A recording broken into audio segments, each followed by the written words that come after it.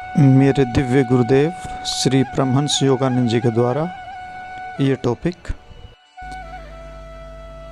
श्रीमद् भगवत गीता के अध्याय 1 का दूसरा श्लोक। यहाँ पर परमहंस योगानंद जी बता रहे हैं कि आध्यात्मिक और भौतिक शक्तियों की विरोधी सेनाएं। श्लोक नंबर 2। संजय उवाच, संजय ने कहा, तब राजा दुर्योधन ने व्यूह रचना में पांडवों की सेनाओं को देखकर अपने गुरु द्रोण के पास लौटकर इस प्रकार कहा।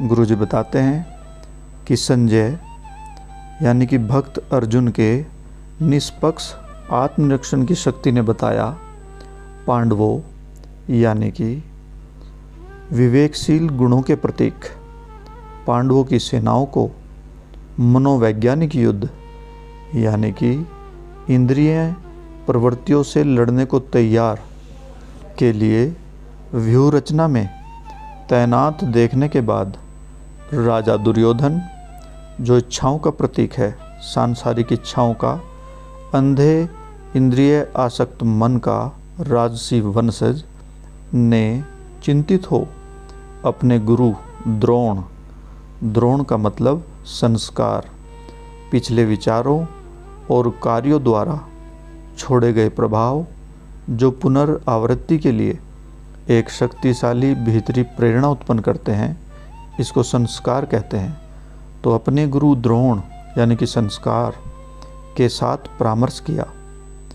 दुर्योधन यहाँ पर भौतिक इच्छाओं का प्रतीक अंधे राजा धृतराष्ट्र के 100 पुत्र थे, जिनमें दुर्योधन प्रथम अर्थात ज्येष्ठ सबसे बड़ा था, क्योंकि उसके पिता नेत्रहीन थे। दुर्योधन उनकी ओर से शासन करता था और इस प्रकार राजा माना जाता था। प्रतीकात्मक विश्लेषण यह है कि अंधे इंद्रिय आसक्त मन यानी कि राजा धृतराष्ट्र की 100 संतानें, 5 ज्ञान इंद्रियों, कौन सी संतानें? इन इंद्रियाओं की, कौन सी इंद्रियाओं की? जो दृष्टि, श्रवण, गंध, स्वाद और स्पर्श तथा 5 कर्मेंद्रियाओं की, कौन सी कर्मेंद्रियां? बोलना, हस्तकौशल, चलना, प्रजनन और उत्सर्जन हैं। ये 5 कर्मेंद्रियां हैं, जिनमें से प्रत्येक की 10 प्रवृत्तियां हैं। तो 10 ये इंद्रियां हैं, जिनमें 5 ज्ञान इंद्री, 5 कर्म इंद्री और हर इंद्री का प्रत्येक 10 प्रवृत्तियां। तो 10 गुना 10 यानी कि मिलाकर के 100 पुत्र एक साथ मिलकर ये इंद्रिय आसक्त मन से उत्पन्न 100 संतानें हैं। ज्येष्ठ दुर्योधन, सबसे बड़ा दुर्योधन, सांसारिक इच्छा का प्रतीक है। यह प्रथम जन्मा है, इसने सबसे पहले जन्म लिया है, अर्थात जो शारीरिक राज्य की अन्य सभी इंद्रिय प्रवृत्तियों पर शासन करता है। बुरे योद्धा या कारणों के लिए वह प्रसिद्ध है। दुर्योधन की लाक्षणिक व्युत्पत्ति वह जिसका किसी भी प्रकार प्रतिरोध करना कठिन है, यानी कि दुर्योधन का एक और मतलब है कि वह जिसका किसी भी प्रकार प्रतिरोध करना कठिन है, ऐसी भौतिक इच्छाएं। उसका नाम ही संस्कृत के दुह, युद्ध या सह है, जिसका मतलब है दूर, कठिन और युद्ध लड़ने से आता है। अर्थात सांसारिक इच्छा अत्यंत बलशाली हैं, क्योंकि यह सभी सांसारिक सुखों का राजा और नेता है तथा यह शारीरिक राज्य पर आत्मा के वास्तविक अधिकार के विरुद्ध युद्ध का कारण और कर्ता बनता है। गीता का दूसरा श्लोक बताता है कि जैसे ही आध्यात्मिक आकांक्षी ध्यान के द्वारा अपने विवेक शक्ति के सैनिकों को यानी कि विचारों को जगाने और प्रशिक्षित करने के लिए आत्मनिरीक्षण करता है, तत्काल उसी समय सभी इंद्रिय प्रवृत्तियों के राजा अर्थात सांसारिक इच्छा द्वारा विरोध प्रकट होता है। मानसिक और शारीरिक राज्य के खोने के भय के कारण सांसारिक इच्छा अपने गुरु द्रोण से परामर्श करके स्वयं को सुदृढ़ करना चाहता है। यहाँ पर द्रोण संस्कार का प्रतीक है, जो अतीत के विचारों और कार्यों के द्वारा जो बीते गए, जो हमने सोचे गए विचार हैं और जो पहले बीते हुए हमारे कार्य हैं, उस पर चेतन और अवचेतन मन पर किए गए प्रभाव हैं, जिनको गुरु द्रोण के नाम से प्रतीकात्मक रूप पर परमहंस योगानंद जी ने बताया है। द्रोण आदत की प्रवृत्तियों की बलवान शक्ति। द्रोण नाम संस्कृत मूल ध्रुव से आता है, जिसका अर्थ है द्रवित कर देना। इसलिए द्रोण का तात्पर्य है वह जो द्रवित अवस्था में रहता है। एक विचार अथवा शारीरिक कार्य एक बार कर देने पर समाप्त नहीं होता, अपितु उस विचार अथवा कर्म की स्थूल अभिव्यक्ति एक संस्कार के रूप में चेतना में एक अधिक सूक्ष्म या द्रवीभूत अवस्था में रहता है। इन प्रभावों को संस्कार कहा जाता है।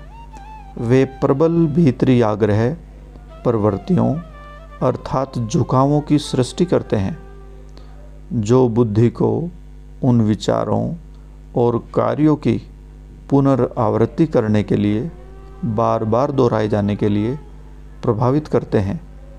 कई बार दोहराए जाने पर ऐसे आवेग प्रतिरोध न की जाने वाली आदतों में परिवर्तित हो जाते हैं और बुरी आदतें बनाते हैं।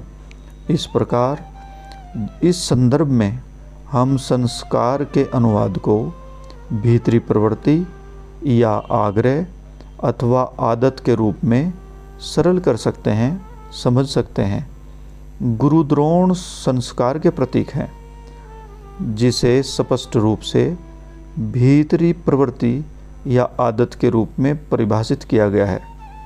महाभारत में वर्णित ऐतिहासिक कथा के अनुसार द्रोण निपुण गुरु थे, जिन्होंने कौरवों और पांडवों दोनों को ही धनुर्विद्या सिखाई। तथापि दोनों पक्षों में युद्ध के समय द्रोण ने कौरवों का साथ दिया।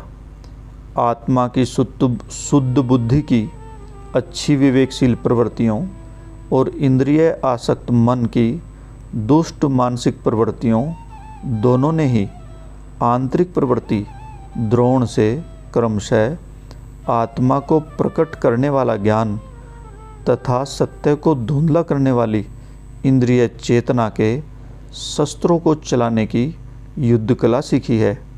ये अस्त्र हैं आत्मा को प्रकट करने वाली प्रज्ञा अर्थात ज्ञान और सत्य को छिपाते इंद्रिय चेतना के अस्त्र शस्त्र। व्यक्ति के संस्कारों के अवचेतन आवेग यदि अच्छे हों तो वे वर्तमान के अच्छे विचारों, अच्छे कार्यों और अच्छी आदतों को बनाने में सहायक हैं।